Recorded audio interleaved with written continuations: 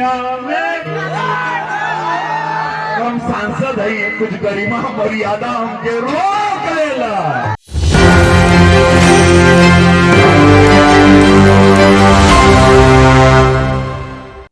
नमस्कार, आप देख रहे हैं इस वक्त एक न्यूज 24 और मैं हूं आपके साथ अन्या सहाय। देखिए, बड़ी बात यह है कि भाषा की मर्यादा हमेशा बिहार की राजनीति में सबसे बड़ी बात रही है और उस पर कई तरह के निशाने साधते आए हैं।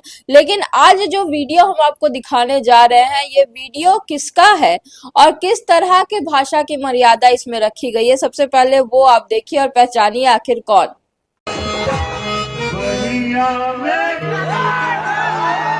हम सांसद है, कुछ गरिमा मर्यादा हमके रोक लेला। ये कलाकार माई भगवती के कृपा होला हो। हम 2 बेटे सांसद है, गोरखपुर में आके देखा कैसे काम भई। कलाकार कुछ ना चाहिए हो। तो देखा आपने वीडियो, ये जो शख्स एक फूहड़, एक अश्लील गाना भोजपुरी में मंच से गाते नजर आते हैं, वो भी बीजेपी के कपड़े को पहन करके, वो शख्स और कोई नहीं है, गोरखपुर से सांसद और बीजेपी के वरिष्ठ नेता रवि किशन साहब हैं। रवि किशन जी जो अक्सर अपने जूनियर कलाकारों पर फूहड़ गाने और भोजपुरी को गंदा करने का इल्जाम लगाते आए हैं, वो खुद एक अश्लील गाना, एक फूहड़ गाना मंच से गाते गुनगुनाते नजर आए।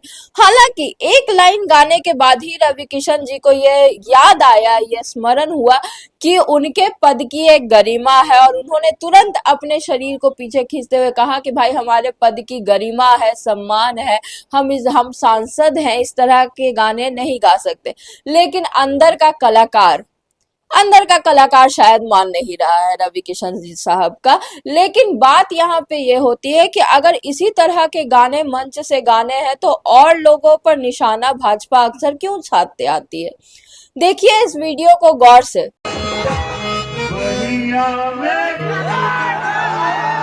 हम सांसद है, कुछ गरिमा मर्यादा हमके रोक लेला। ये कलाकार माई भगवती के कृपा होला हो। हम 2 बेटे सांसद है, गोरखपुर में आके देखा कैसे काम भई। कलाकार कुछ ना चाहिए हो। आपने देखा ये वीडियो साफ झलका रहा है कि इस तरह के गीत को अपने मन से रवि किशन साहब मंच से गा रहे हैं, लोगों के सामने गा रहे हैं और जिस महिलाओं के सशक्तिकरण, सम्मान की बात करती नजर आती है भारतीय जनता पार्टी, उन्हीं के बारे में एक अश्लील गाना उन्हीं के सांसद जो है गाते, दोहराते, गुनगुनाते आए हैं।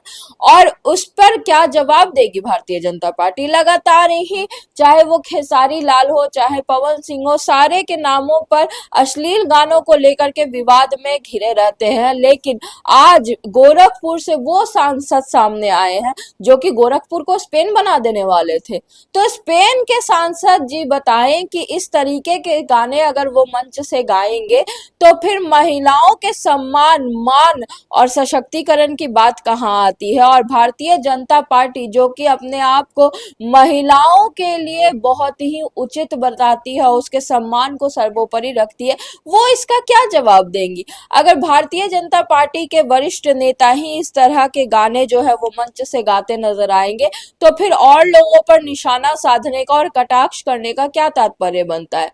सबसे बड़ी बात यहाँ पर जो नजर आ रही है वो ये है कि मंत्री महोदय जो है वो अपने आप को रोक नहीं पाए इस तरह के गाने गाने से, जिसको वो स्वीकार भी रहे हैं।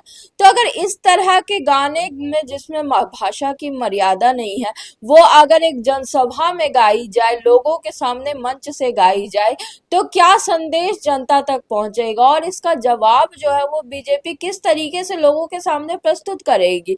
लगातार संस्कारों की बातें करते नजर आते हैं एनडीए के नेता, खास तौर पे भारतीय जनता पार्टी के नेता के संस्कारों में लालू परिवार हो या राहुल गांधी हो, सब पर निशाना साधा जाता है। लेकिन अगर इस तरह से भारतीय जनता पार्टी के सांसद मंच से, खुले मंच से इस तरह के गाने गाते नजर आएंगे तो फिर उसके जवाब में खुद उनके नेता क्या ही बोलेंगे।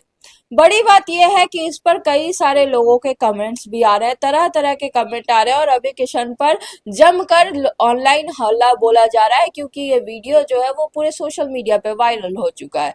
लेकिन जवाब का इंतजार तो एनडीए के नेताओं और रवि किशन दोनों की तरफ से साफ दिखाई दे रहा है कि वो अभी इस पर से कन्नी काट रहे हैं, लेकिन कब तक इस पर जवाब आता है। और नेताजी जो दूसरों पर इल्जाम लगाते हैं, पहले एक बार अपने भी गिरेबान में झांकने की जरूरत है कि अगर वो ही इस तरह के कृत्य करेंगे तो फिर दूसरों पर आरोप लगाने के लिए उनके पास किसी तरह का राइट बचता ही नहीं है।